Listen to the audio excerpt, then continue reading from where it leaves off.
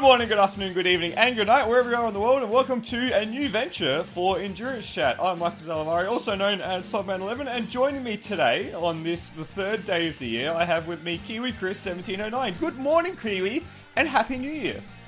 And Happy New Year to you and our listeners. And hold me, I'm scared, new venture. Ah. I know, right? So, if you missed our discussion about the when we were talking about the Bathurst 1000, we're starting something new. This is going to be our little project. We're calling it From the Grandstands, because both Kiwi, yourself, and I, we love to watch a lot of sport, and in this side of the world, there is plenty of sport to watch. You know, there's at the moment, like this is literally just at the moment, there's the cricket on, the Ashes, the Big Bash, also worldwide cricket. I know the Black Caps, the New Zealand team, are playing in Bangladesh at the moment as well. Soon it will be the Australian Open.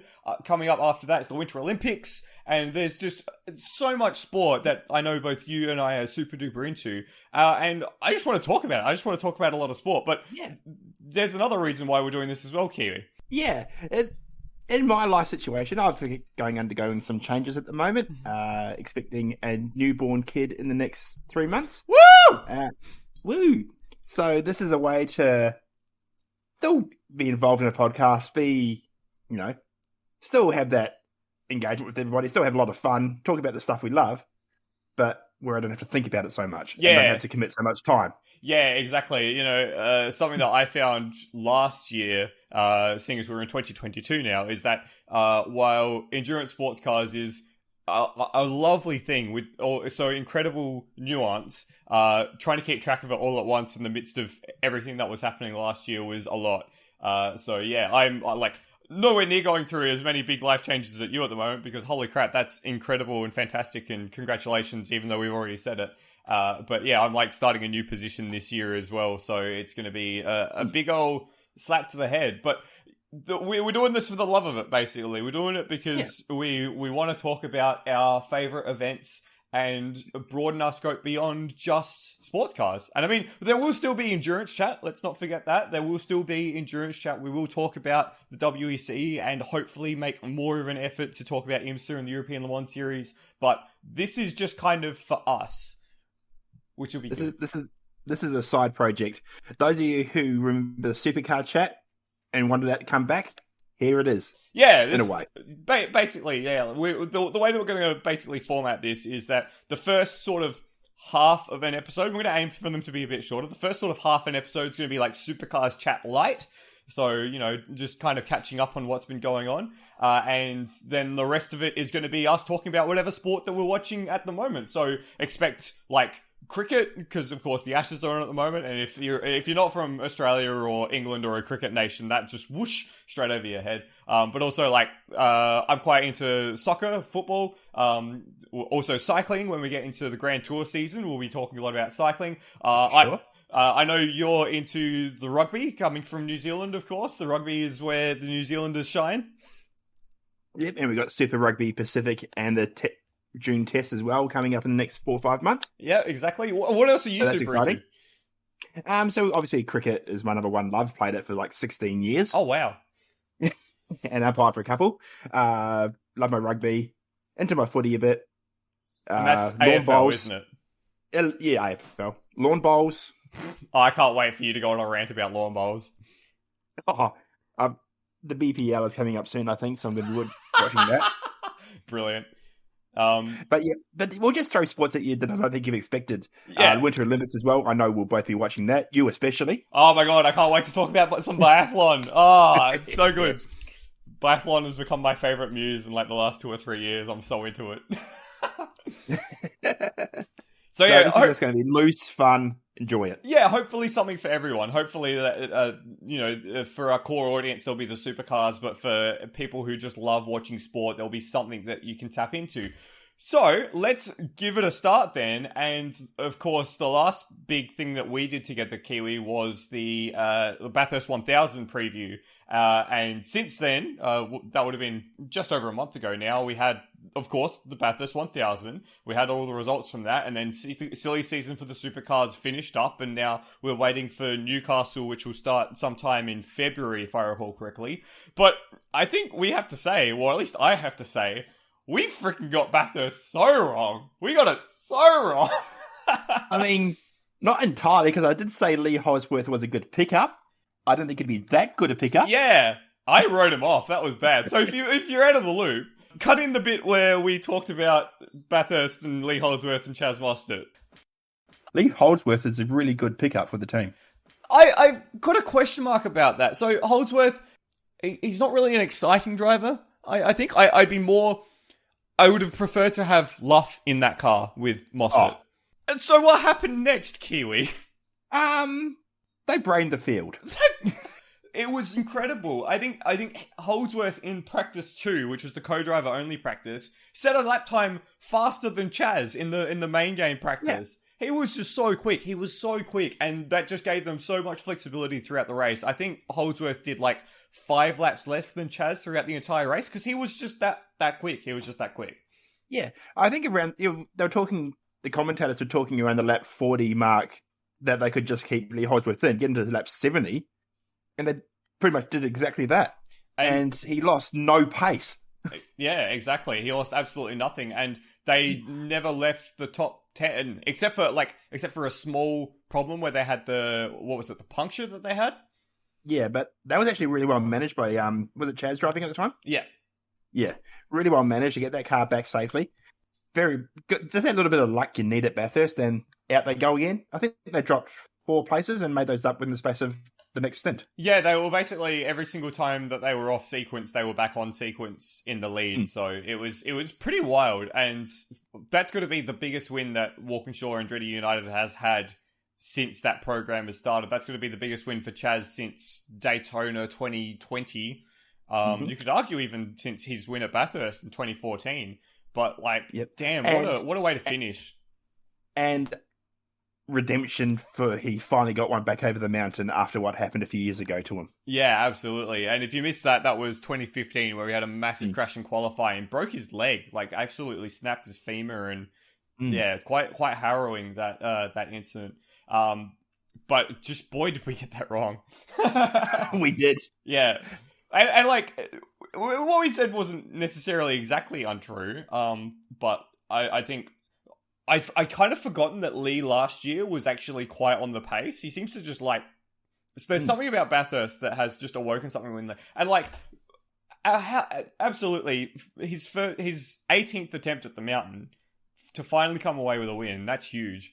Yeah, and I think for him, it's just reward for effort. I've never seen him drive as determined as he was, I don't think, on that weekend. Oh, absolutely. And you could see just based on in all the co-driver sessions and everything, he was almost about to qualify that car. He was so quick. And look at the rest of the podium as well. Did we get any of them right? I think we said Cameron Waters, because they finished second last year as well. So another second for Tickford, which is kind of, they came second, but they never really looked like challenging for the win. Not like last year where they actually looked pacey. But the third place, Brodie Kostecki and David Russell, that's a huge boon for them. They came up with 7 positions after they got disqualified from the shootout. Yeah, Erebus had an amazing weekend. Yeah, apart from what happened to Will Brown and Jack Perkins' car in the race. Yeah, that's true. They were their qualifying effort, Will Brown's qualifying effort to just get it to put it on pole, park it, and just watch everyone else miss that lap was just awesome. Yeah, and really awesome for the young blokes. Actually, both young blokes. They're going to be a force to be reckoned with next year, I reckon. Yeah, they sure are, and the money that's coming into the team and it's going to continue to come into the team is going to put them in a good stead with Gen 3. That's for sure. Absolutely, and we'll talk more about Gen 3 when that becomes more relevant, which might be another year away. Who frickin' knows with Gen 3 at the moment? Yeah, they have said that they did launch the cars and they look really damn good, but it is going to be a 2023 launch. Yeah, and they sound good as well. They look they look brutish, they sound brutish. That's the cool thing about that. And they're not going pedal shift. Oh, have they actually officially decided that yet? I think that's the way it's going to go, and thank the Lord. Oh my God, thank you. Yeah. one name very much missing from the top of that Bathurst result is Shane van Gisbergen, who I think has just had the worst luck in enduros broadly over the past 2 or 3 years. Like, I know that he won Bathurst last year, and that was a big deal. But a puncture with 5 laps left of the race while chasing the lead, matches in I think 2019 Sandown, where after they led all day, he had a suspension failure and like 3 laps left to go. It's like, what does he have to do? Like, come on. Far out. That just, he absolutely deserved to be at least second on that podium, but ended up finishing 18th. Let's be real, he was not going to win, but it's a travesty. Travesty of unfortunate bad luck. Yeah, quite true. And like, I think he was the only other player that he and Grandstand were the only other team that were looking to challenge, like seriously challenge, Mostert and Holdsworth. I mean, we look at the other big names that could have challenged. Jamie Whincup, Craig Lowndes, they were caught up by double stacking in late safety cars, so they ended up 4th. Yeah. Which is a shame. Which is a shame, because I think they deserved better, and their runs and their stints were great. But just that little bit of bad luck. Yeah, DJR ended up, the Davisons in 10th, and the other car had a driveline failure. Yeah, like, DJR were nowhere. I think they are my disappointment of the day, really. I was going to say my disappointment of the day, and not because of anything like poor driving or anything. Andre Heimgartner and Matt Campbell. Yeah, what happened to them? They ended up not classified. Their last lap took twice as long as the race winner. Oh, no. Dang. And that was after having a window blowout as well. Andre Heimgartner had no radio whole race, and I think, reading between the lines, ran out of fuel on the last lap. Oh, really? Oh, no. Because they did 159 laps, and they weren't classified. Dang. Yeah, because you know radio, you can't communicate, can't do strategy, and as it turned out, this was a strategy race. Yeah. Dang. And yeah, that just, in the end, shame. And it's interesting we talk about Kelly Grove because that's his last drive for the team. Yeah, absolutely. It's because he will be moving on to Walkinshaw, if I'm not mistaken. And he is walking. No, he's not walking. He's walking off Brad Jones. to Brad Jones. Yeah, who gave him his first proper, his return as a co-driver. The other name that I thought would do better than they did in the end was actually Scotty Pye. But again, that's not his fault. Yeah, it always happens to someone. It's always a Bathurst heartbreak for someone. And in the end, it was James Golding and Scott Pye who were in and out of the pits. Like, they did 6 laps. Yeah, from the it's just yeah. Because what they have was a power steering drama or something along those lines, which never normally fails in these cars. Yeah, exactly. And like, you can't get around Bathurst without power steering. Like, you try to do the top of the mountain, you think about the amount of load that's going through that front right tire when you get to McPhillary Park. That would wrench the car from your hands. Just absolutely. There's just nothing you could do. So I think they cut to an onboard of him trying to wrestle that car around, and it just looked disgusting. Just absolutely, and heartbreaking for him because Team 18 and he deserves so much better. Yeah, and Golding as well. Golding was on the pace of a lot of the top co-drivers as well, so it's really unfortunate for them. And a bad way to end up the season as well, because they were looking for top 10s in both those cars, and they just had a bad event. I mean, you look at Mark Winterbottom and Michael Caruso, they finished 16th, the third to last car on the lead lap. And that meant that they actually both dropped out of the top 10 for the season. I think. Frosty just scraped into the top 10, so he was 10th. But like that's not where they wanted to be. That's not where they deserve to be. Really. Agreed. Should we talk about some surprises? Not quite yet, because I still want to talk about DJR because we made mention. Di Pasquale had the driveline failure, so he and Tony D'Alberto finished. Well, they didn't end up finishing, but Will Davison and Alex Davison, they finished down in 10th. Now, I don't know what happened to that team, because at Sydney, they were the class of the field. Anton and Will were the class of the field for the most part, and it was their poor strategies or bad luck that meant that they didn't win races. At Bathurst, they had nothing. They had nothing. You looked at their long stint pace, and every single time they'd fall back through the field. Even their pit stops were dropping them back through the field. And I know it was bad luck for Will and Alex that they got double stacked, which is why they dropped so far down at that last stint, which is why their result is nowhere. But they weren't in a position to challenge anyway. And then the car that wasn't in a position to challenge had the driveline failure and couldn't do anything. So it was it's such an anonymous event from a team that normally is at the head of the field. And this is a team that, look, their pace was at 8th to 10th all weekend. Yeah, exactly. In pretty much every session. And this is a team, and Will Davison in particular finished 3rd at the first race of the season at the Mount Panorama 500. So the car should have been great here, and the form at Sydney Motorsport Park was fantastic. And yeah, I just don't understand it. And it's not just Alex Davison not being quick; it's something else going on with it. What that went on with that car. Yeah, it looked like they were just chasing the setup the entire weekend. It was just something wasn't. It didn't roll out of the truck great, as they say. Yeah, I think it rolled out of the truck on its roof. Oh, please don't. So what surprises then? You wanted to talk about surprises? Who surprised you? Oh, even though this was a do not finish, Brock Feeney. Yeah, that's probably one of the sad stories of the event. Brock Feeney and Russell Engel, they were in fact a story. I don't think Russell expected it to be as hard as it was. No, definitely not. But he put in 6 months of solid training to try and get there. And to be fair to him, he wasn't terrible, but he was. And admittedly, we didn't see a lot of it on TV because Repco, I think, had a word. But Brock Feeney, he qualified 15th.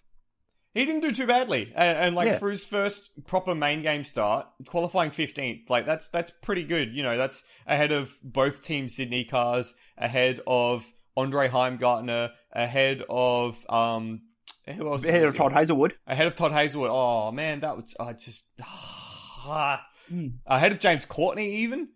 That's a pretty significant few names there that he managed to qualify ahead of, and I think that really shows for next year when he steps into that Triple Eight machine full time. He's not going to sit around quietly. No. And I don't think Jamie Whincup would have picked him to replace him if he was, going to be timid and sit around quietly. Absolutely right. The way that their race ended, though, in the wall after the safety car, that's one of the most galling ways you can finish a Bathurst event. But it had to be someone. It had to be someone who hits the wall at McPhillamy. And unfortunately, it was him. But, he's, 19? He'll learn from that. He'll remember that on the first lap after a safety car restart, you need to take a little bit off. And, because he was only about an inch wide of the ideal line there. And that was what sent him into the wall. Yeah, which we know is all it takes up there. But yeah, he'll be back bigger, better, stronger. Probably driving with either Whincup or Lowndes next year. I'm interested in that. I'm interested whether or not Whincup wants to get behind the wheel. It's good. I think it'll come down to how he finds running the team. If he's going to have, because Roland Dane's stepping back as well. Yeah, he's fully stepping back. Yeah, it's basically him and Jess Dane and Tony Quinn who puts money into it. Yeah. So how that team's going to match, and they've lost a couple of crucial engineers as well. David Couchy's going somewhere else. I think he's going to Walkinshaw to head up their team. I think so. Via gardening leave. But so that's going to be a really interesting story for the first half of next year. And if they're not quite on the pace, I'm actually going to say it now. I wouldn't be surprising to me if they're not quite up the top straight away. Yeah, because that's something that we say a lot. That we said a lot during Supercars chat, and I'm gonna bring us back with an old throwback.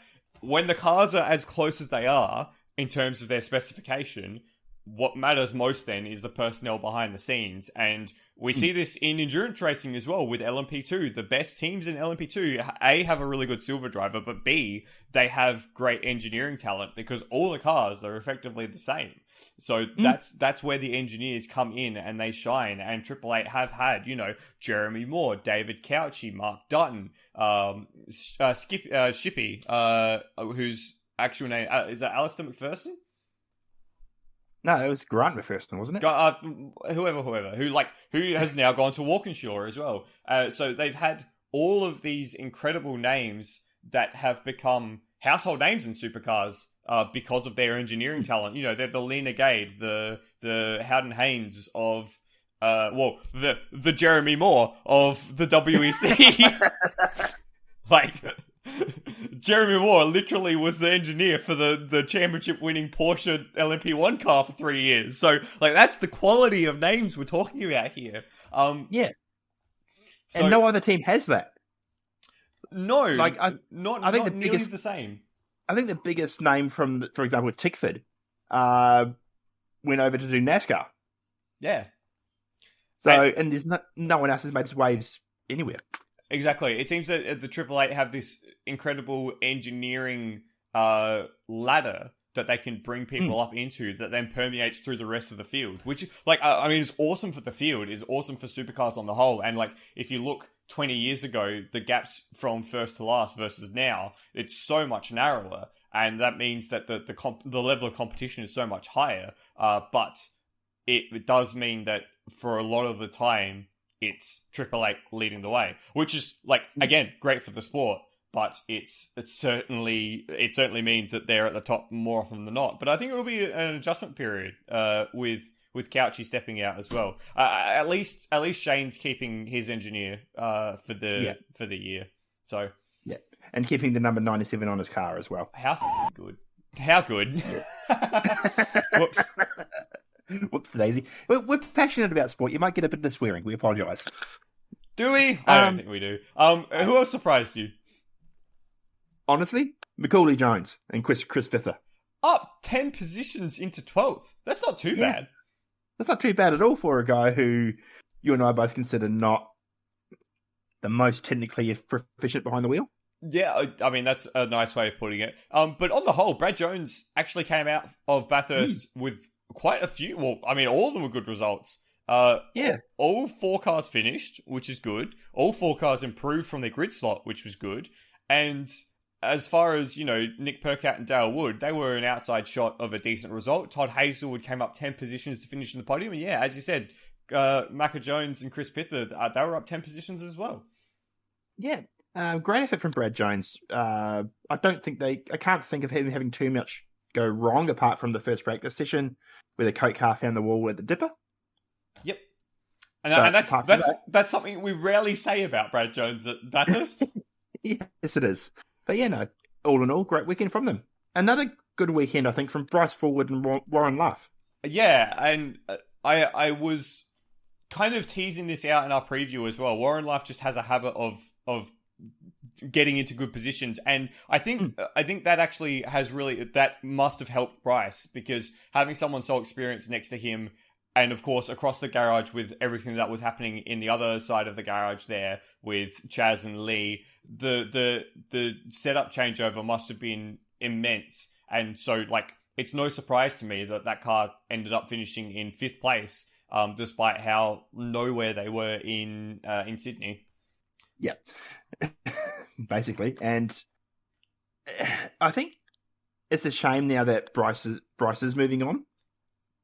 Yeah, I think this result shows what he could do in a car that's really competitive. So it'll be interesting to see what he brings to the table next year. Yeah, but you can't pick on potential. That's the thing. You can't pick on potential.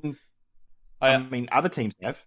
I mean, yeah, but he was there for 2 years. He was there for 2 years, and in that time period, Mostert's taken a bunch of wins, including now the Bathurst 1000. Bryce has never been at that level, at least not in this car, in this championship. I think I was looking at something when the season ended, and I think the difference between Mostert and Fullwood is the largest difference between teammates through the whole field. So, you know, yeah, okay, that's fair. What about the big moments of the race? Well, I know what my biggest moment of the race is. Chris, what's yours? Sonic the Hedgehog. Yeah, we know Australian wildlife always has an effect on this race, but that's the first time I've seen an echidna try to cross the racetrack. And it's congrats on him for doing so, but Jesus Christ. Yeah. I can't think, if I was that small, I would not want to be anywhere near a car doing 200 Ks where you got nowhere to go. Yeah, like, and normally, like, okay, kangaroos are absolutely dumb. They're the Australian version of sheep, even though we have sheep. They have a death wish. Okay, so if you're ever driving anywhere in the country in Australia, keep your eyes out for kangaroos, because they will jump in front of you because they're idiots. Particularly if it's sunset. Yeah, exactly. That's when they love to do it most. Exactly. Echidnas, though, they're timid, they're scared, they don't want to be anywhere. So the fact that one just ended up trying to cross the track, that's like, what? Yeah, what are you doing, buddy? And this was the same time we saw a white wallaby and a lizard. All on the track. Yeah, all around the track at the same time. We had the Bathurst petting zoo out. Oh my gosh. But that caught a safety car, obviously. Yeah. And it really set up the race for the second half, because it came, around lap 90? Yeah, it was I've got it here. I've got my my daily sports car report that I did for I should have read that. It was lap 105 that the Echidna caused the safety car, and yeah, that set up the rest of the race. It absolutely just changed the face of the race. Yeah. And I think as well, it was just, how would you sum up this race? It's a really traditional sort of endurance, Bathurst enduro. First half of the race, everyone's going as hard as they can, getting themselves a ticket for the second half. And the second half, it all kicked off into madness. Yeah, I mean that's classic Bathurst. It's a bit like Le Mans, except Le Mans doesn't often have the crazy at the end of the race, because of the way that endurance sports cars work and the regulations behind the safety cars and the full course yellows and how all that works. Bathurst seems to be a lot of high intensity stuff at the beginning, a long settling period between laps 20 and lap 100, and then something will light the match, and then the fireworks happen in the last part of the race. And like the fireworks, the safety car restart after the Echidna, where you had Van Gisbergen, you had Whincup, you had De Pasquale, you had the Erebus cars, you had Mostert, all sending it around the outside of each other in McPhillamy, over the top of the mountain, up the cutting. It was like it was the last 5 laps, but it was still 50 laps from the end. We had 2 hours of racing to go at this point, and like, man, they turned it on. But yeah, it was just the typical Bathurst storyline. Yeah, that safety car restart was probably one of the best safety car restarts I've seen in racing. Yeah, in racing. It was off the wall. And the fact they did it without a massive 20-car pile-up, is, pretty incredible as well. The other moment, I think, for me as well, and we've alluded to it before, seeing the the double eight car, because numbers, get caught out with the double stacking and with that 30 lap to go. Yeah, it happens. And for those who don't understand what we're talking about here, in Supercars their pit stops is more similar to F1 than it is to sports cars. In sports cars, you have like one pit boom per car, which means that you can service 2 cars in the same team at the same time. In Supercars, you only have one, and that's part of the cost-cutting strategies for the teams, even though that's not really a thing. So it means that when there's a safety car, very often it is less painful to pit both cars at the same time and have one car sit behind the other one waiting to be serviced than it is to let the other car do another lap behind the safety car and then come into the pits after that. And we've seen teams get burned by this so many times. I think 2011, Lowndes and... who was driving with Lowndes at that point? That would have been... Lowndes and Scaife. Yeah, they effectively lost the race because during the race they were double stacking behind Whincup and Dumbrell, who ended up having a problem and not finishing the race. But they only lost that race by like 0.2 of a second, and had they not had to double stack in that last stint, they probably would have been ahead. Yeah. And I'll be honest, my heart absolutely sank when I saw that happening, because as much as Whincup's being the polarising driver, he deserved, in his final race as a driver, full-time driver, he deserved an amazing result. And Lowndes, he just deserves to get to the same as Brock. Yeah, that's true. I'll be honest, and my heart just sank, and I was just hoping, is there a Debriscoll somewhere coming soon? But no, it wasn't to be. Yeah, it was quite unfortunate, and it was a shame for him not to get a podium in his last race as well. It kind of, it felt anticlimactic. It did. It did. But at the end of it as well, he was just like, meh, happens. I mean, he's absolutely took it in his stride. So I mean, props to him. And on the note of anticlimactic versus climactic, I gotta say, supercars know how to freaking hype a race. Oh my god. Watching the hour preview, or like everything they managed to fit into that hour before the race started was just absolute top notch. They built the hype without being cheesy about it, and oh my god, I was so like when the race finally started, I was buzzing. It was so good. That bit where they had Neil Crompton walking down the grid, talking about what was about to happen. That was something that was just incredible. They know how to do it. They pour so much money in it, but boy, does it pay off. Oh, it does. This is their big event of the year, and I can't think of another motorsport event that has this much go into it. What is it? 160 odd cameras, production value that's up the wazoo. And coming out the wazoo. The commitment from the whole broadcast and commentary team, like it's a 6.25 hour race, and then you add the hour of preview and the hour of post show. And this year, of course, there was a 6-day event as well. That's true as well. Let's quickly touch on that. As much as we love talking about the supercars, the 6-day format. What did you think? Apart from the fact that some support drivers really need to learn how to drive, because, like, for example, F5000 was a shit show. Yeah, that was... Oh, my God. I think they were driving it like there was touring cars, but in open wheeler cars going faster than supercars around the chase. Yeah, what are you doing? I gotta say, as much as I was hopeful for the 6-day format with all the support categories, including like TCR, S5000, Trans Am, Touring Car Masters, the Porsche Carrera Cup, the fact that none of these guys could stitch a lap around in a race just neutered the whole thing for me. The only thing worth watching was supercars, because literally every other category was affected by red flags the whole time. Australian GT wasn't too bad. Yeah. Oh, well, I mean, even then, Mark Gossens decided to plough into the rear of... True. What's his face? Tony Bates in the first lap? That's true. Yeah, so that's true. Not ideal for him anyway. Let's skip out over all that. We don't want to focus too much on the negatives. There was something I was going to say, and now I've forgotten it. Okay, let's not skip out on all that. Let's talk about the negatives now. I do want to say congratulations, Chaz Mostert, on your TCR win. That too, as well. Big weekend for Chaz. All things considered. So yeah, Chaz has taken his second Bathurst 1000. Lee takes his first. Waters gets another podium. Tickford gets another podium. Kostecki and David Russell get on the podium as well. It was a Bathurst event filled with storylines, and I can't wait to do it all again. Yeah, 2022. Last year, hopefully, of these cars. It's going to be a big one, and I think it's coming at a more sensible time next year. Yeah, hopefully we'll see it at in its normal traditional October date, and hopefully, well, I mean, I say hopefully COVID can screw off, but with Australia's response at the moment, maybe not. But we'll see about that. Let's talk now about the silly season for supercars, because it has been the silliest in a long time. This is sillier than England's performance in the Ashes. Oh, we'll get to that. We'll get to that.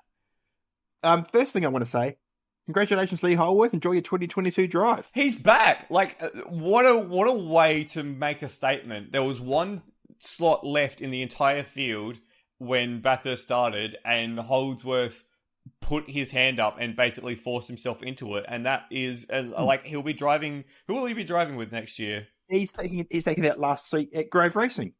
There you go. Partly because I think Matt Payne wasn't given dispensation, and partly because it's just the right move for them. Absolutely, and that's going to be the experience that they've been desperately needed. I mean, Reynolds is experienced, but also Reynolds is a flog, so. That's a tame version. But it's a great pickup for them. He might only be there for a season or two. But hey, that's good enough. That's good enough, and he's going to be the engineering to car relationship that team will need. Yeah, so let's have a look at all the changes that have happened. So from the top, DJ. We've got enough time. We've got like 5 minutes. This will hopefully only take 5 minutes. So DJR, they're staying the same. Di Pasquale and Will Davison. So I'm not. Well, I mean, Will Davison, he's going to ride this gravy train as long as he can. Triple Eight, Whincup retires. Brock Feeney comes in. That's been the big story, and hopefully we'll see Feeney get straight into it. Erebus, they've actually stayed the same. Will Brown, Brody Kostecki committed for another year. That's huge for them. Well done. Walkinshaw, drop forward, end up with Nick Percat. Is this the moment? Is this make or break for Percat? I'm going to say yes. He's back where it all started, where he won his 1,000. And now full-time, a teammate that's going to be hard to beat. If he can get close to him, I think he's going to do well. And Percat was the best of the rest this season. Like, if you remove Triple Eight and DJR and Chaz Mostert, Percat was the next best driver by a long way.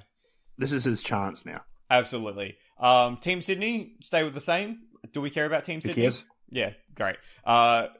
We've mentioned Kelly Grove Racing, now Grove Racing, Reynolds and Holdsworth. So Heimgartner moves on. Holdsworth comes in. Team 18 stayed the same. Frosty and Scott Pye for another season. Thoughts on Team 18? If they can get 2 cars consistent, stable lineup, good crew, I reckon they'll be looking to improve. If they can get top 5 championship, they'll be happy. I reckon if they can get both cars in the top 10, that'll be a huge achievement. I don't see it happening, though. We'll see. Yeah. Matt Stone Racing, Jake Kostecki moves on. Zane Goddard gets dropped. Jack LeBrock goes from Tickford to Matt Stone Racing. Todd Hazelwood comes from Brad Jones into Matt Stone Racing. Back to where it all began for Todd. Jack LeBrock kind of shifted from a disappointing Tickford lineup. What are your thoughts there? The success of this team next year, or this year, will determine on how well these 2 drivers who have taken a step back can help develop the team. I think so too. Hazelwood, remember, won his Super 2 championship with Matt Stone Racing. And that was the year with Bryce Forward, with Zane Goddard, with Jake Kostecki. So with all of these drivers in it as well. So it's been a little disappointing to not see him kick on from that. But I think part of that has been the engineering at Brad Jones, but we'll see. Tickford Racing, big changes here as well. Cam Waters stays, James Courtney stays. Jake Kostecki comes in from Jack LeBrock, so that was basically a straight swap. And Thomas Randall finally gets a full-time Supercars drive. And this is Tickford expanding to 4 cars? Yeah, what are your thoughts on that? We've always seen 4 cars at Tickford go horribly wrong for whoever's in the 56. Rest in peace, Jack Kostecki. Basically. If they can sort that, and they've brought in some big names, I think, this next year. So we'll see what they can do. Yeah. I have my doubts. To me, 4 cars has always been spread too thin. I can't think of any team that has done 4 cars and been a consistent challenger. You know, Brad Jones has tried it. Kelly's have tried it. Tickford have tried it. The only team that really hasn't tried it has been Triple Eight, and they've been the only team. Well, I mean, Dick Johnson Racing, but even before Team Penske were bankrolling them, they were struggling. They were struggling to run 1 car properly back in those early 2010s. But Brad Jones, Kelly's, Tickford, the 3rd and 4th car in those operations just always gets shafted. Yeah. So we'll see. We'll see. Brad Jones, Nick Percat moves on. Andre Heimgartner comes in. Todd Hazelwood moves on. Bryce Fullwood comes in. Macca Jones and Jack Smith stick around. To me, that is an overall weaker lineup, even though Heimgartner comes in. Heimgartner v Percat, you'd always take Percat any day of the week. Yeah. Forward versus Hazelwood? Hazelwood. Yeah, fair. There you go. Exactly. And Tim Slade stays with Blanchard Racing. It's good to see him get a second lease in life. Where else was he going to go? Because frankly, that's the team that's working. Yeah. Why change it? Yeah, exactly. Although, big thing for them this year is we're at 25 entries now. They're going to be on their own. They're not going to have a pit boom to share, so suddenly they have to get more crew, more more everything. So, more equipment. Yeah, they can't share with Tickford anymore, which that is going to be a big challenge for them. So they will take some time to adjust. Won't surprise me to see if Blanchard goes to 26 cut, makes it 26 and takes a secondary C next year. Oh, that is a big commitment. That is a huge commitment. But really, you're paying to run one car. It probably costs you 50% more to run the second. He may do it. Indeed, he might. So, biggest surprise and biggest change in the silly season? For me, I think the biggest change is, honestly, Andre at Brad Jones. Yeah, that's... And remember, he was confirmed at the Kellys as well. He was confirmed at, Kelly Grove. So, they had to release him from that contract to let him go. Yeah, for me, obviously we're including the real big news of Brock Feeney, but for me, that's the most surprising change, I think. Yeah. For this year. I think the best change is Percat to Walkinshaw. I'm excited for that move. For me, the most exciting was actually the straight swap between Jake Kostecki and Jack LeBrock. I didn't... Not that I don't rate Kostecki, but I didn't think he would be that sought after. No. Especially at Tickford. Yeah. Like, Jack LeBrock's had so much time and effort put into him by the Tickford throughout Super 2 and all of that to just throw him out in the trash now. Well, it's interesting because LeBrock has actually been through quite a few different stables. He started with Erebus in the GT stable. Like, my first memories of Jack LeBrock was watching him pilot that silver Mercedes AMG around. Then he was in Tickford's lineup in Super 2. Then he actually went to Techno, which was being supported by Triple Eight. So he was an outside shot for the Triple Eight machine. And then now he's at Tickford, and now he's gone. So like it's been a weird cycle for LeBrock. It's a weird thing. And it can't be good for his confidence either. Young bloke trying to start out, just give him a couple of years. But then again, he hasn't really proven deserving of a shot yet. Well, he's had a couple of years now. He had 2 years at Tickford, and he got one race win in the tyre malarkey of Sydney Motorsport Park when we restarted after COVID last year. Well, 2020. And that's it. That's really it. Yeah. And for me, the most disappointing change is David Reynolds still having a seat. Wow. Rude. I mean, yeah. Because I'll be honest, this year, and I said it before that Lee Holdsworth might only get a couple of years, but if David Reynolds doesn't pull his finger out, he could find himself on the outer very quickly if Matt Payne comes up to speed really quick. Heck yeah, I'm keen for Matt Payne to get up to speed. That'll be exciting. Yeah. Hopefully he learns how to start a car properly, but I'm keen for Matt Payne. I mean, he'll learn. He's a P-plater. God damn it. Jesus, you broke me. Absolutely broke me. Gosh. So who are you most excited to watch this year? Erebus. Will Brown and Brody Kostecki? I reckon... Yeah, both of them. Yeah, that's going to be cool. They're real... The way that they finished last year, they're going to be a real big challenge this year. Yep. I would not surprise me to see if they become best of the rest in 22. You know what? Neither will I. I'm excited. Don't ask me which one's better. Yeah. Well, I mean, Will Brown only just edged out Brody Kostecki in the championship, and it was by 60 points. So, which is 4 positions in a race. Exactly, very very tight run. I am most excited to see Thomas Randall with a drive. I reckon that'll be really really good. Mm-hmm. And also, I'm Nick Percat at Walkinshaw. I'm excited for that. Yeah, to see what he can do against Chazzy. Brilliant. So there's Supercars. There's our Supercars wrap for the silly season. I think Supercars' first race will be back. I have the calendar up. Yep. So we'll be starting at Newcastle, 5th and 6th of March. Then we go to Tassie. Then we get Albert Park for what could be a really interesting... I reckon the Supercars are going to love the new Albert Park layout. They're doing it. There's a new Albert Park layout? Yeah, they've taken out... They've made the back... Basically, for Formula 1 cars, turn 6 to 11 are going to be flat out. Hot? What? Haven't you seen the new track layout? No. What? They've made a few corners tighter, changed some camber, removed the back chicane, so it's now just a couple of sweepers. What, at turn 11? That was one of the best corners on the entire track. No, sorry, up to 11. Oh, okay. What? Oh my gosh. Yeah, I think it's 6 and 7 that were the corners that they've taken out. Jesus, that's going to be terrifying. What is Formula One's obsession with speed at the moment? Like, speed doesn't necessarily produce good racing. I wouldn't say that the races in Jeddah that we had this year were good races. They were just controversial. I mean, like, I get cars going fast, wow, but like, I'm not. And there's also not a huge amount of runoff there either. Oh, sorry, it's turn 9 and 10 that have been taken out. 6 has been made more open, 13's been made tighter, and a few other changes as well. Yeah, okay. And the pit lane's been made wider. Okay, well, that's good. That needed to happen. Yeah. So I think they're going to enjoy that.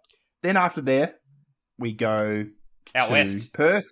Out west, the Super Night. I love the Super Night event at Perth. I think it shouldn't be a Super Night because it's already late enough as it is in Perth already. True.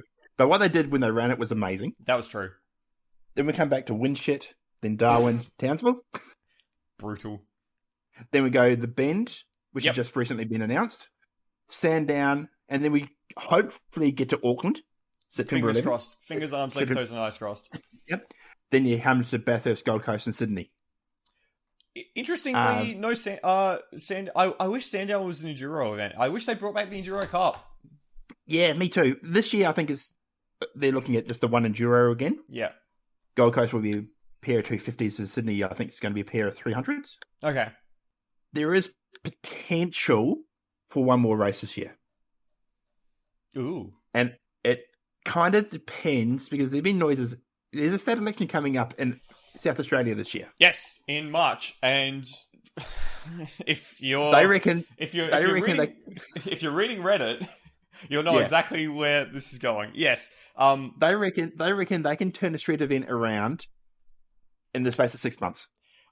I would hope so, but I don't quite see it happening. Mostly because all of the assets have been sold off.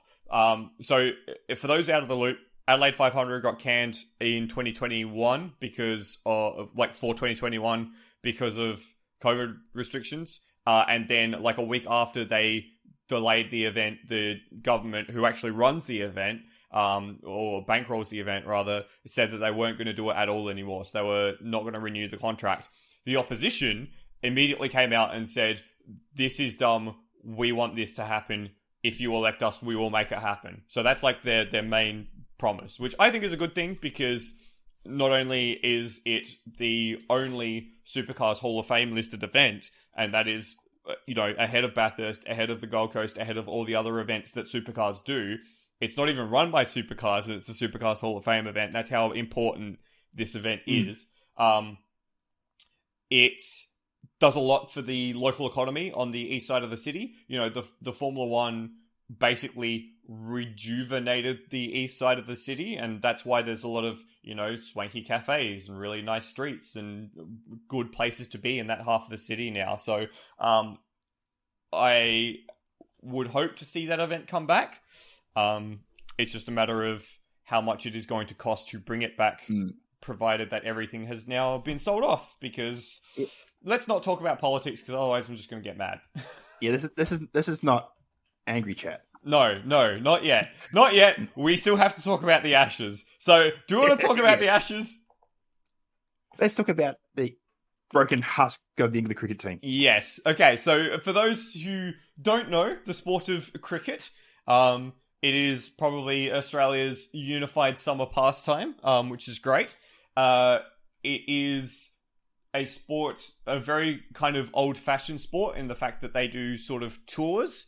So the Ashes, for those who don't know the story, is the England versus Australia rivalry, and it's called the Ashes because I'm going to get this year wrong, 1878? Sounds about right. Let me just quickly fact check that. There was a test match between Australia and England. The test match is the 5-day format, So 1882. 1882. So I wasn't too far off. 5 years. That's not too bad.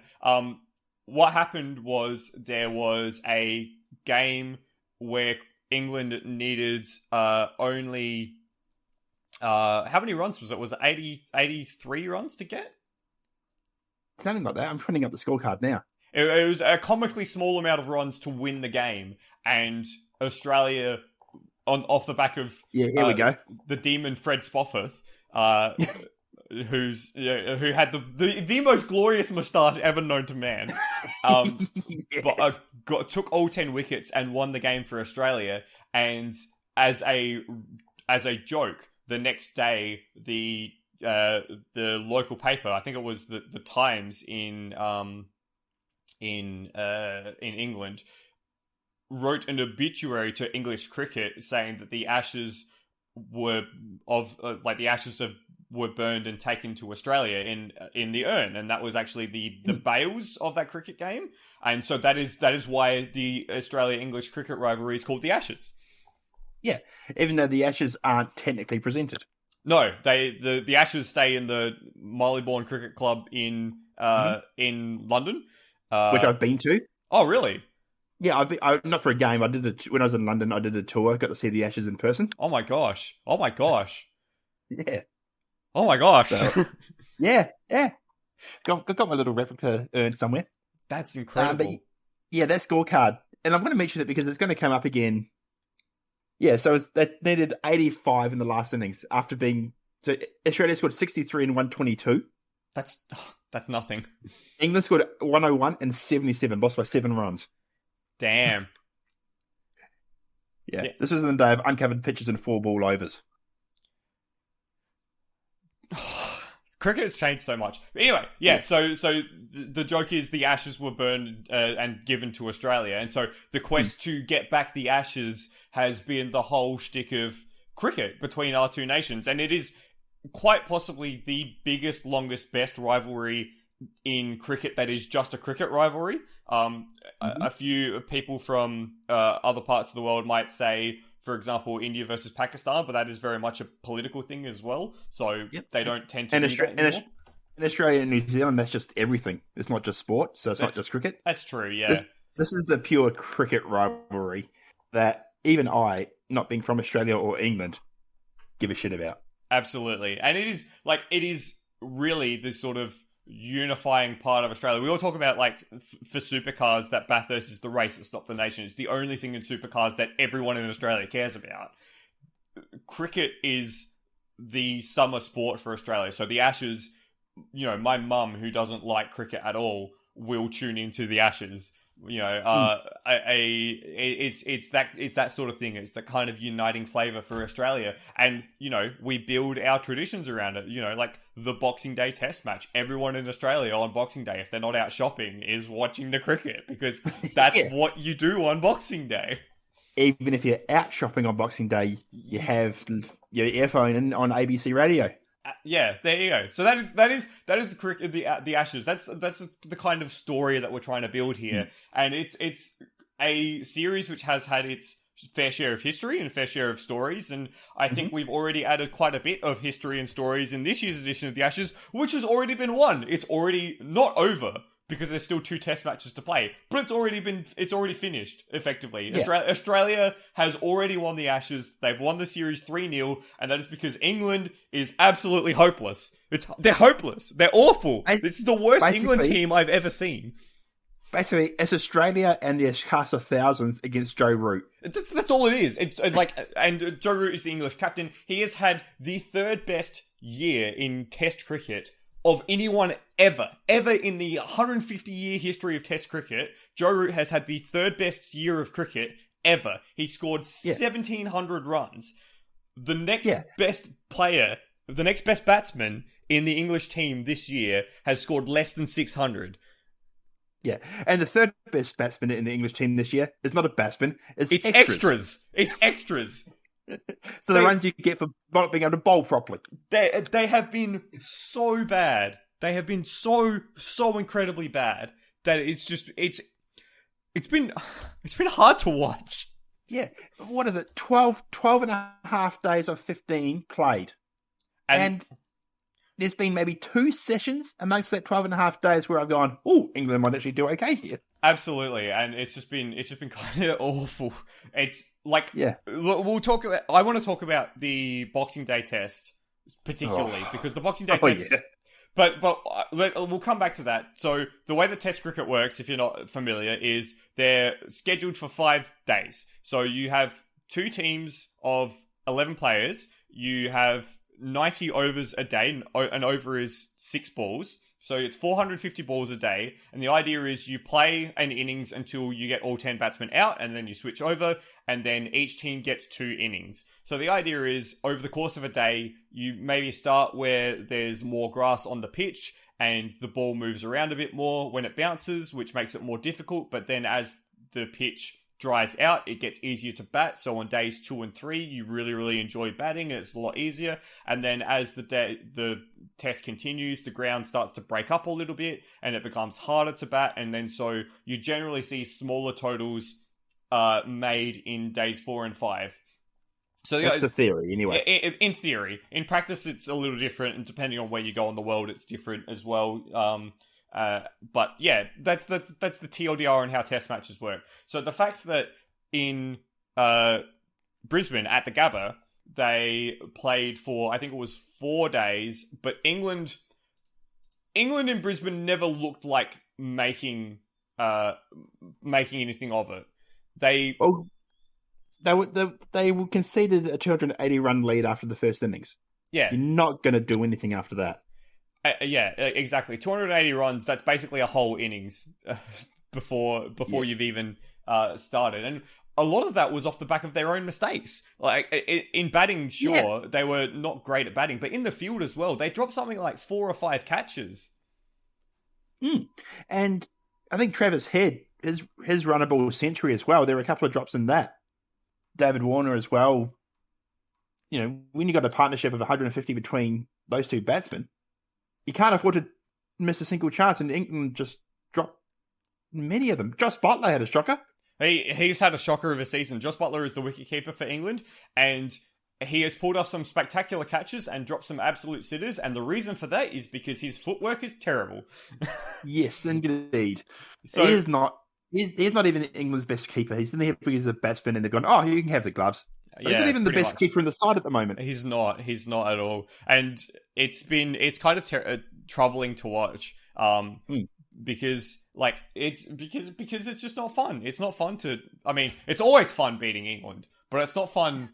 It's not fun beating them when they don't even have it, when they don't even look like they want to play. That's the thing. They look like they're already done, and they looked done in Adelaide, which was the second game. Did you get along to Adelaide at all? I did not. I was unable to secure tickets for day 1, and then on days 2 and 3, I was doing the Automobilist Supercars Bathurst 1000 broadcast in person with the Apex Reelwing group, which was an awesome pair of days. And if you want to watch our broadcast, there's an 8-hour broadcast up on YouTube where you can see me give the camera the finger and do some analysis and eat some chips. I saw that. That was some great viewing. Thank you, but really the whole credit for that entire thing has to go to Alistair, who set the whole thing up, because his broadcast setup for, let's remind everyone, pretend race cars is just incredible, and it makes me feel like Mark Larkham, and it's great. But yeah, so I didn't go to the cricket. Fair enough. Now, it looks spectacular. England at least put up a bit of fight, but not much. And in the end, they were bowled out with 10 overs to go? I think in the last day. Yeah, so it was good that they got to the last day, but there was an air of inevitability of them losing that game. Once Josh Butler trod on the stumps, that was it. Oh, that's kind of sums up his season, or his series, truth be told. Yeah, I think it's the third most rare out of the 9 ways to get out in cricket. The other 2 being handled the ball and timed out. Yes. There you go. And obstruction of the field, but yes. Yeah. Basically, It's such a rare occurrence for him. to get or anyone to get out that way, and that was pretty much curtains because no one else in the batting lineup knows how to defend. Well, I mean, except for Ben Stokes, but the problem is he does it all the time. Yes, and Ben Stokes is probably England's best player who isn't named Joe Root at the moment. Also born in Christchurch. Do you want to claim? Yeah, his dad was a Canterbury rugby player. That's true. I mean, our best batsman was born in England or South Africa. It depends on who you think the best batsman is. So is New Zealand's. Huh? So is New Zealand's. Yeah, well, there you go. South Africa. If you could get your own team to play in your own country, you'd be great. I mean, they are great already. That's the thing. True. Yeah. But yeah, end of the day. So look, they got the fit final session. Good on them for that. Putting up a bit of fight, but yeah, 275 runs victory to Australia. And then Boxing Day happened. And everyone just was. Well, I was mesmerised. It was the best bowling I have seen in Australia, possibly ever. And like that's the thing as well. Like, okay, there is part of it that England's batting is so trash that they were just giving away wickets, but the quality of the bowling as well. Scott Boland to come into the side on Test debut and end up with 6 wickets for 7 runs. That is in what he bowled 4 overs. In 24 balls he took 6 wickets. 4 overs, 6. And he may not play next test. And that's the thing. We'll talk. I want to talk a little bit about Australia's the unflappables because of everything that's gone on with the Australian Test side in this 3 weeks. But the fact that he came into the side as an MCG specialist and then just did what he does and got rewarded for it is just awesome and it's incredible. But I will say, when England on the end of that second day had Australia 219 for 8. You know, we were still behind at that point by about 20 runs. Sorry, we were just ahead. Something along those lines. It was very close. If that had been Australia bowling at that point, the last 2 wickets would have fallen for nothing and we would have been level pegging. And you wouldn't have let 8, 9 and 10 score 50 runs between them. Exactly. And so... Or 19, 11. Exactly. Potato, tomato. But it was... I was actually, for a period of time, worried. I was like, England are in a decent position here. They're bowling well. James Anderson has, got, 7 for 22 or something ridiculous. And we're in a spot of bother here. It could be a close test match. And then we started bowling. Yeah. And then and then you just decided, okay, this is it. Game over. Mitchell Starc as well, I think. His contribution in that first innings is underrated. He took 3 for 29, but his bowling was just ferocious. It was fire, and it's the best rhythm I've seen Starc bowl in a test match for a long time. Yeah. And I don't think he's even been the best bowler of the series for Australia. Who has been the best bowler of this series? Pat Cummins, I think. Yeah, I mean... And for reasons that we're about to get into, I find that incredible. Absolutely. So... Do we want to talk about the Boxing Day capitulation first, or we want to talk about the everything else first? Let's go with Boxing Day first because we're there now. Yeah. Okay. So Boxing Day for me is the best day of the year because for a few reasons. Number one, you have all the Christmas leftovers that you haven't eaten from Christmas Day. Number two, you get to play with all your cool new presents and your cool new toys. Number three, there's cricket on the television, and number four, they start selling hot cross buns in stores. It's the best. Number four is marginal. I love and number five buns, is and number 5 is a City to Hope. But anyway. Yeah.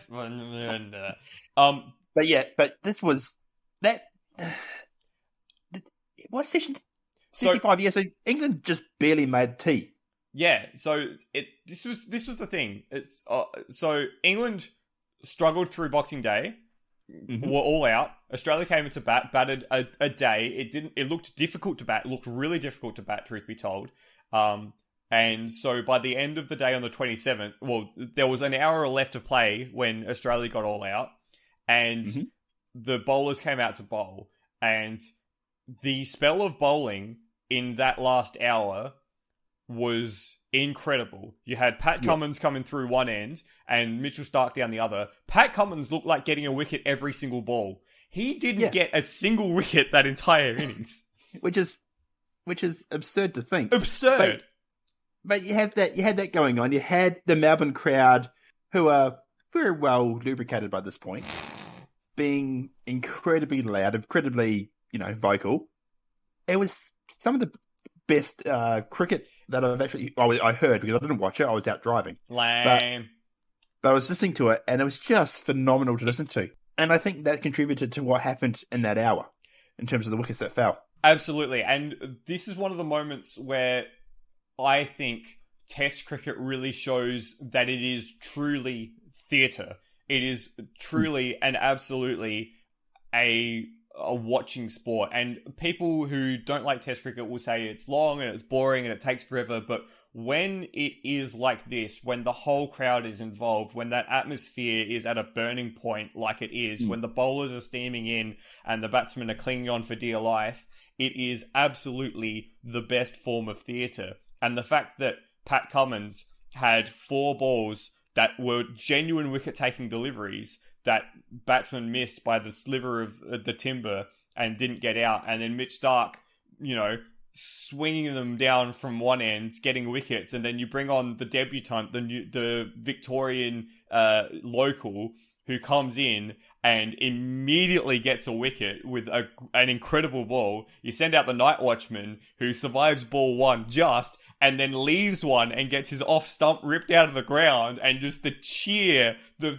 fanfare, that is the stuff that dreams are made of. And oh my gosh, it was glorious. And that's what Test cricket gives. It's the story that gives you the build up, and that was the payoff, though. The payoff was so good. Yeah, and then the payoff continued the following morning when Scott Boland, the local hero, decided, you know what, I'm just going to do something that's never been done before. It was incredible. And I was joking with some mates. We actually set up a cricket chat in our friends group, which I never thought would happen. But we set up a cricket chat, and a bunch of us were just watching together while voice chatting. And I said as a joke, imagine if we bowled them out and won by an innings, and then Boland just came in and tore the team apart. So, for context, figures like 6 wickets for 7 runs don't happen. They just don't. This is, in the entire history of Test cricket, the best strike rate per ball in a spell ever. Or it's pretty close. I'm pretty sure it's the best. And it's, to give it context, I think my best record playing was 3 for 15. Which is still pretty impressive. Which is still pretty impressive for a crappy bowler like me. But to take 5 wickets, you'd normally consider if you had 5 for 40 or 5 for 50, you've done well. And as well, 5 for 50 off of 12 overs or 13 overs. So, a lot of work. This is off 4 overs, 24 balls, and he took 6 wickets. It's ridiculous. That's one over. So basically, he took a wicket of 25% of his balls. 10% of his balls went for scoring shots. It's so... When you break it down like that, it's just so crazy. I'm trying to think, last time something like this I remember happening was Michael Clarke in India. Yeah, when he got, was it 6 for 3 or something mental? Something like that. Yeah. But that's in India where the ball turns 4.5 miles. Yeah, exactly. Just ridiculous. It is difficult to overstate how special Boland's spell was. And if you don't quite understand what we're talking about, and if you are new to cricket, if you can find a video highlights of the bowling of that that third day, then you absolutely do so, because it will maybe not so much give you an appreciation of the bowling in context, because it's very difficult to build context around Test cricket, much like it's difficult to build context around endurance racing. It's one of those things that the more you watch, the more you understand about the inner workings, because again, it is very nuanced. But at least the context of the atmosphere, of how the crowd responds to a moment like that kind of gives you a bit more of an idea. I was going to say Michael Clarke was 6 for 9, so even better than that. Even better than Michael Clarke, which, I mean, Michael Clarke's a part-time offie at best, but still. So, a few stats from this. It took 19 balls for Boland to get the fifer, which is the best, equal best ever. It took...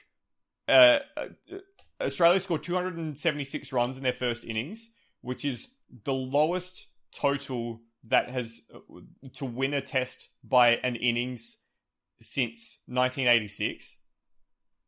Yep. 68 was England's lowest score in Australia since 1904. So over 100 years. Yep.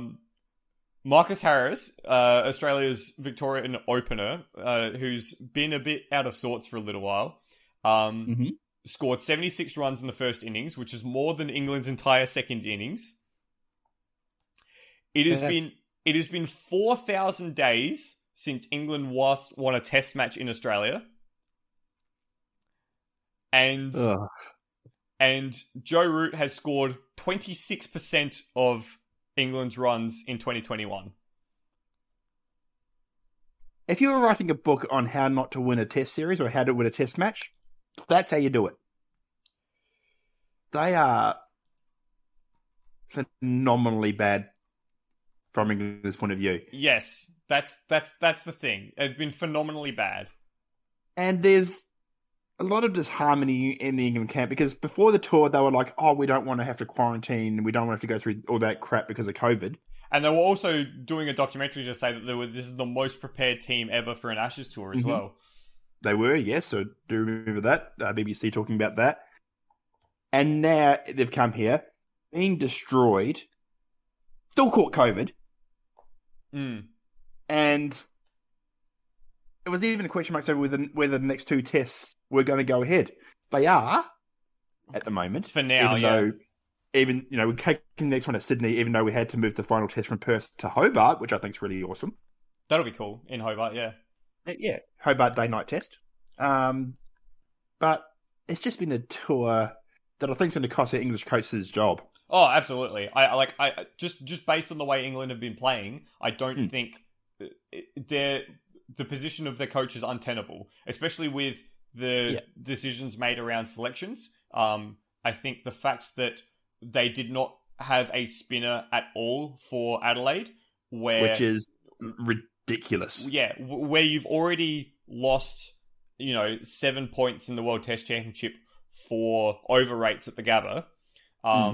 You're then going to Adelaide, which does take a fair bit of spin, without a frontline spinner, where you're already running behind in overs.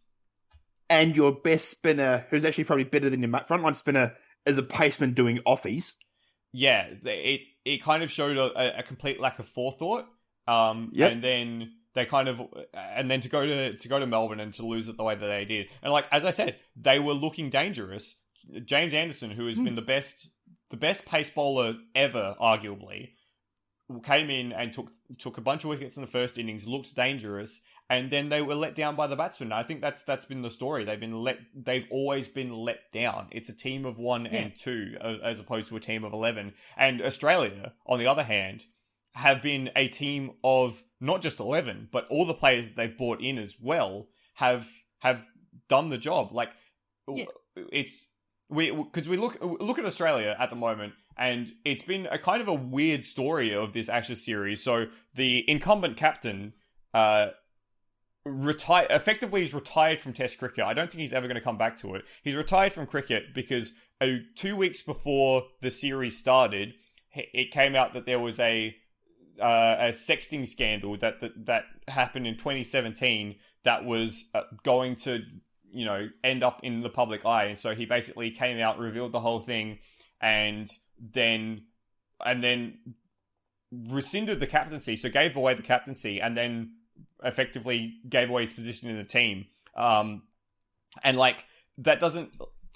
In some other sports, that might not be such a big deal, but the whole point of Tim Payne as a captain was that his image was squeaky clean. And when he got brought back into the team, it was just after the sandpaper saga in 2017 in Cape Town, which was this big deal. And there was this whole disconnect between the Australian cricket team and the Australian public. And so they needed someone to come in and try and repair that. And that's what Tim Payne's job was as captain then. Not so much as a cricket captain. I mean, he was still adequate, but like to be the bridge between Australia's favourite sport and the people playing that sport and the Australian public. Which, like, this sounds really, really dumb, but quite honestly, the Australian captain might be more important to Australians than the Prime Minister of the country. Like, that's how much Australians love their cricket. and people will think that can't be right. No. It is. This is absolutely the case. So to have that, like, 2 weeks out from the test match, you start with a brand new captain, a bowling captain in Pat Cummins. You end up after the first game of the series where one of your best bowlers, and Todd Hazelwood, Josh Hazelwood has an injury, and so he's going to be out for the next game. On the eve of the test match, your captain in Pat Cummins is a close contact and has to isolate. So you go in with 2 brand new bowlers, and you've got a brand new wicketkeeper as well, and you still win quite easily. The wicketkeeper doesn't make a mistake. The 2 bowlers pick up wickets like it's nothing. And then you go to Melbourne, where you drop those 2 new bowlers, bring back your captain, and add a Melbourne specialist who takes 6 for 7 in the second innings. Yeah. And now you go to Sydney with the prospect of having to bring back Josh Hazelwood and dropping either the bowler who's taken 6 for 9, your spinner, which you're never going to do because Nathan Lyon's never going to get dropped. Yeah. Or bringing the second spinner. This is like, what, 7th string fast bowling? And they're still world beaters. They're still world beaters. It's just crazy to think. And it's just an embarrassment of riches. And one other subplot as well in that. That game where Pat Cummins didn't play, redemption for Steve Smith. Absolutely. Well, not redemption, but it was like returning to captaincy for him. So it's come full circle. It has indeed come full circle. So really, Australia has been the unflappables. Nothing has derailed this awesome Ashes series for the Australian team. Sydney and Hobart, is there anything that can stop the Australians from winning the series 5-0? Only a COVID closure. I agree. That's the only reason that these 2 games aren't going to finish with Australian victories. Yeah. And England now, with COVID in their camp, I'm surprised they weren't out licking doorknobs on Chapel Street after the test. I'm surprised they weren't doing that on the eve of the last day, truth be told. True. So they're honestly just wanting to get this tour done. There's rumours in there that, Joe Root's going to get rid of lose the captaincy. Ben Stokes taking it. I think he said, he doesn't want to do that. But just so much disharmony on the England side of things at the moment. They just need to get back home. Yeah, it has looked that way since the series started, truth be told. It's looked like they've not wanted to be. They've looked like they're not up for the contest since they've started. Yeah, basically. Yeah, so the next test starts on, I think, Saturday or Friday this week. I had the calendar up. I've just lost it. It was starting on the 5th of Jan, so Wednesday. Wednesday, okay. Jeez, Wednesday already? at the SCG. And the SCG is a pitch that traditionally in years past has taken a lot of spins, so sometimes they play 2 spinners. It hasn't happened recently, not in the last few years that I've thought about it, but that's 2 spinners might... I don't actually think that'll be an option. No, they could play 4 spinners and still win. Yeah, that's the thing. Australia are looking just deadly at the moment. I saw that Travis Head, one of South Australia's players in the test squad, has been a close contact for COVID, so he's not going to play. So the assumption then is you bring in Khawaja to play at 5? It's an assumption, yes, but I think it's the most sensible option. They may also look at someone like a... who was I going to think of? Nick Maddinson, who's been added to the squad? That's the one. Yeah. And it might have been one for Will Pucovski if he stopped being concussed, but I don't think he has. So yeah, I don't think he's made his return yet. Yeah, but I think Uzi would be a most likely option there. Yeah. Then you just have to figure out who the heck's going to bowl. Yeah, well, I mean, you've got an embarrassment of riches there. You can pick, Cummins, Hazelwood, Stark, Nisa, Richardson, Boland. Like, if you drop Boland after taking 6 for 7, that'd be a bit harsh. I can understand why. Mind you, you drop Jason Gillespie after scoring 200. Yeah, but he's... yeah. Oof. So, I mean, I think they'll go with Cummins, Hazelwood. I reckon they might give Stark a rest. Yep. And then go with the 1 spinner and Lyon. Yeah. That sounds pretty solid. What about England then? What choices do you see being made for England? Not many, because they had their A team out here. They sent them home early. I was not early, but they sent them home. Yeah, so that's Australia A. Yeah. Yep. They've also ordered 6 players from the BBL back home. So I think if there was anyone, because I think some of those England BBL players might have been in the frame had they still been in the country. Yeah. But I don't think there's much that they can actually do. They've pretty much made the changes they can, with bringing in people like Bairstow and Ollie Pope's probably the one they can bring in. Yeah, but I mean, he's looked kind of garish in every single bat he's made. I'm surprised they didn't bring in Folks as their keeper, who has a better batting average than Butler anyway. True. But at this point in time, what's their biggest issue to fix? The fact that they're in Australia and they're playing badly. Yeah. One person's not going to change that. That's true.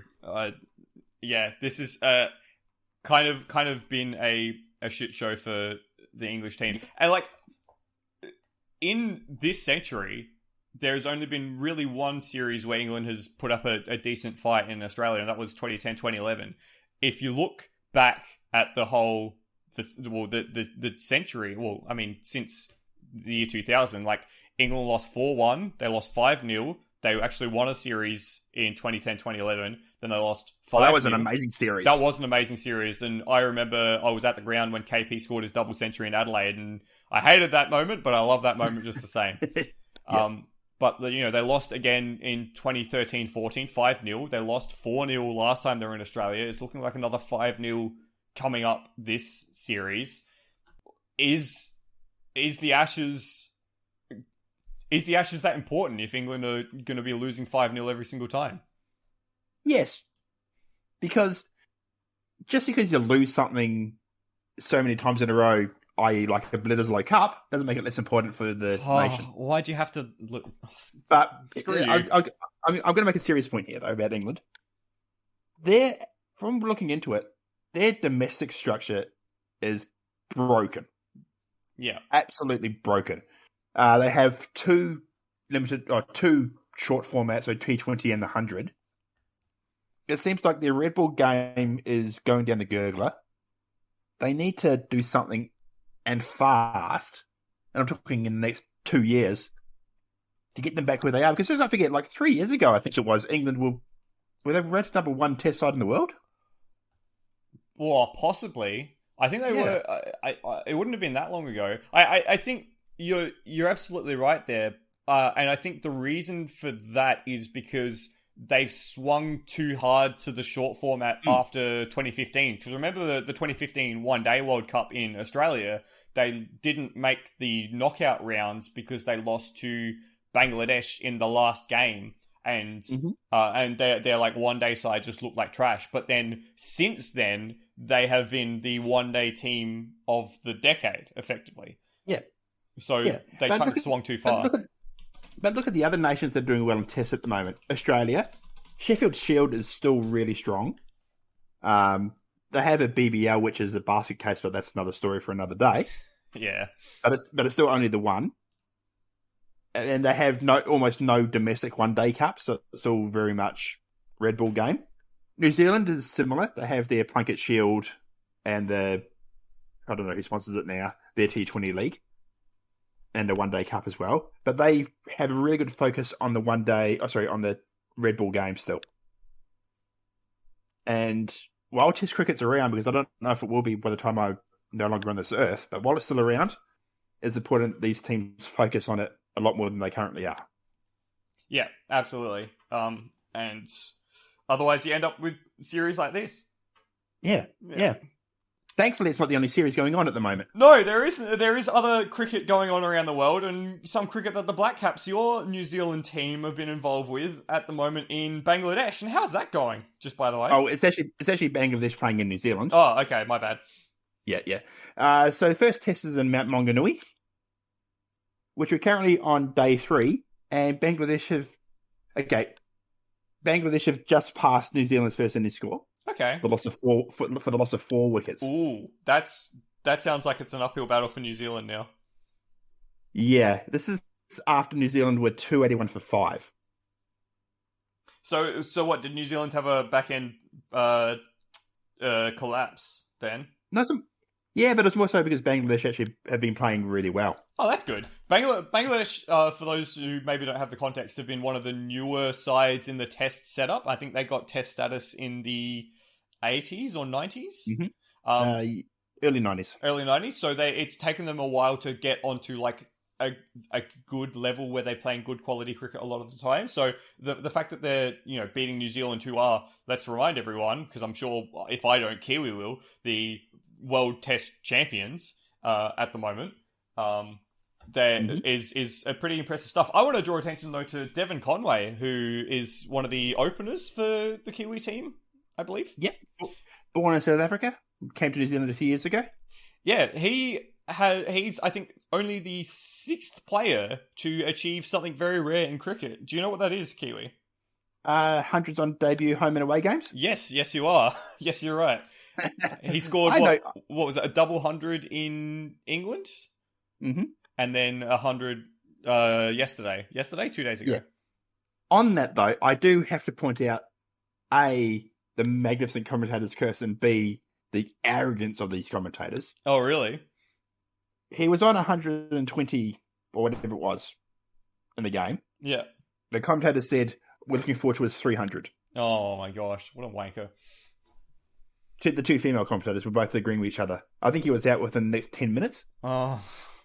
And now that New Zealand's being done like a dinner, I'm just going, why would you say something so arrogant? It's just not showing any respect. But anyway. Brilliant. But that's not the only epic New Zealand performance of the last month. Yeah. I do want to also point out Ajaz Patel. Yes. Is he not in the side anymore? He's not playing this game, no. So for those wondering what we're talking about, he is only the 3rd bowler in the history of cricket in 2,500 test matches to take all 10 wickets in an innings. That is astounding. I never thought I would see the day where that would happen. Yeah. And then New Zealand followed up with the worst batting display I've ever seen and lost that game by an innings. That's hilarious. I'm sorry, but that's hilarious. It is. It's not good. Cricket is a funny game like that, isn't it? It is. It is. We'll wrap this up fairly shortly. We're in the month of January 2021. Kiwi, what sports are you looking forward to watch this month? So obviously we've got the cricket going on. We have India and South Africa as well at the moment. There's Big Bash, which is not much fun, but it's always funny. It's fun for the memes, but I'm enjoying the memes less now because the 2 best players for my team are currently playing Test cricket, so they're not playing Big Bash, which means we just suck. And Melbourne Stars had to replace 8 players because of COVID. But yay! But also I'm keeping an eye on the A League because that's going through a bit of an interesting phase at the moment. Yeah, that's a similar sort of thing as well with a lot of COVID postponements and that sort of thing as well. Yeah. We also got the Dakar rally going on, which I'm keeping an eye on. It's a really hard thing to keep, abreast of because you get half hours of highlights package because you're in the desert. You can't watch it live. Yeah, exactly. That started on New Year's Day, didn't it? It did, yes. We do have we're gearing up for Super Rugby in the near future. Super Rugby Pacifics, I think, starts mid-Feb. So far away. Yeah, but they had preseason games, and that's different for this year because we've got teams from the Pacific. We've got, what are they? Pacifica and Moana Pacifica and Fiji, I think, are entering teams. Nice, that's cool. Super Rugby, just very quickly, you got 2 minutes, less than 2 minutes, 30 seconds, explain Super Rugby and the actual league format for that. Yep, so Super Rugby's gone through a number of changes in the recent years. We've gone back to Super Rugby Pacific, which is teams from Australia, New Zealand, and now the Pacific, in Moana Pacifica and the Fiji Drua, playing a 12-round competition over 19 rounds, semis and a final. Actually much more simple than previous years, starting mid-Feb. Didn't Super Rugby used to have teams from South Africa in it as well? Yeah, but they've all buggered off to Europe. Oh, okay. Rugby union, the actual competition format is very odd because it doesn't seem that any team or any nation is able to maintain its own league without help. And so you get these weird combinations of, leagues. The only countries that really can seem to be New Zealand and South Africa and Europe. Yeah. Well, I mean, Europe's not a country, but you get what I mean. Yeah. But that's why South Africa buggered off, because I think they weren't getting a fair due. Yeah. But it does mean the Western Force are back, and everyone in the West is happy for that. Woo! Go team. Yeah, it's interesting times. I will be watching, of course, the cricket, because, of course, you got to watch the cricket. The Australian Open will hopefully be coming up in Melbourne as well. So even though I'm not a huge tennis fan, I'll probably flick that on and just watch, 14 days straight of tennis. That's going to be really interesting this year. No Novak Djokovic, no Roger Federer. No Federer? Why no Federer? Injured. Oh, damn. Rafa Nadal is likely to be here, but he's just coming off a COVID case. So it's actually very interesting. It's probably the most open it's been for a while. And the women's draw is always open. The women's draw is always open. I don't think anyone in the women's draw has won 2 years in a row, because it's just that ridiculous. Naomi Osaka going for a back-to-back. That'll be good if she can maintain the mental side of her game, which has been a problem for her recently. And local hope Ash Barty. Yes, Ash. It's good to see her back into it as well. I love when we were in peak COVID back in 2020. She elected not to go over to Roland Garros because she didn't want to be in quarantine, and then there was this picture of her just taken at the footy, just slamming down a beer and screaming. Yes, she's also played for the Brisbane Heat in the Big Bash. Yeah, right. What an absolute dreamboat. Yeah. I will also be watching the biathlon, the European tour of biathlon, as they go in their post-Christmas swing of events through Germany at Oberhof and Ruhpolding, and then into Antholz, which is in Italy. I love the biathlon, and a shout out to the biathlon fam who've been watching with me. So if you don't know biathlon, it's skiing and shooting, and it's a very weird combination of an endurance event, which you have to have a high lung capacity and a lot of strength for, and a precision sport of shooting where you have to be have a really relaxed body and low heart rate and everything. So it's a really, really interesting sport, and I can't wait to talk more about biathlon at next month. It'd be like being in a 3-hour endurance race and having to change all 4 tires at your own pit stop. Oh, not even that. It's like being in a 3-hour endurance race and having to get out and very accurately throw your target down every single pit stop or something like that. It's because it's the fine movements with the shooting, which is so very precise. It's super weird. You just give me an idea for car biathlon. Car biathlon. Oh my god. Drive by shooting the targets. Everyone you have to do a long lap. It's the Joker lap. So I'm excited for that. The men's comp is super interesting this year. The champion from the past 3 seasons, Johannes Tingersbo, has been struggling a little bit. So he's not as not as dominant as he's been, which means it's really opened it up to a few young guys like Quentin Philomae and Ligreed. I can't remember his first name. And Emilian Jacquelin. So that's really interesting. And then the women's tour. I'm a really big fan of Sweden. I've kind of adopted Sweden as my home team. And the Swedish ladies at the moment, the Öberg sisters, Elvira and Hannah, they've been doing really, really well. And I'm just really excited for them to maybe challenge for the overall this year, which would be good. Oh, cool. Yeah. One winter sport I'm going to keep an eye on coming into the Olympics is curling as well. Oh, yeah. I love the curling. Particularly because for the first time ever, there's going to be an Australian pair competing. Yes! At the Olympics. That's going to be awesome. And of course, we'll be watching all the Olympics. That starts in the 3rd of February as well. Mm-hmm. So yeah, we'll be watching plenty of that. But we'll hopefully be on for another podcast before then. Oh, for sure. Olympics preview. Yeah, exactly. That's what we're here for. Brilliant. Well, thank you very much for doing this, Kiwi. No problem. Hopefully it's an experiment that works and we'll continue doing this. Yeah, and if you have enjoyed us talking about the sports that we love, let us know. We'll probably keep doing this just for a little while, just for our own interest. But if it's something that you guys want to hear more of, then yeah, definitely we'd love to be bringing you that sort of content.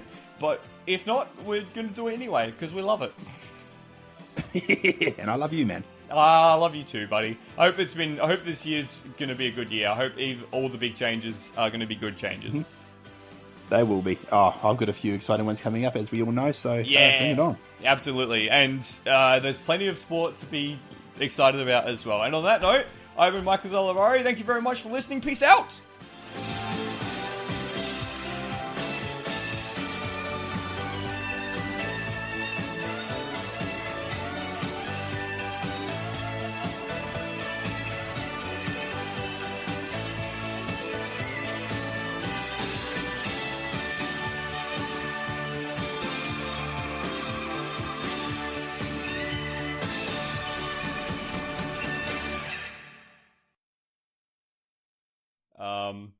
Cool. Okie dokie. Bro, I just started the recording. That is literally the start of the recording. Well, I got an easy timestamp. You piece of absolute excrement.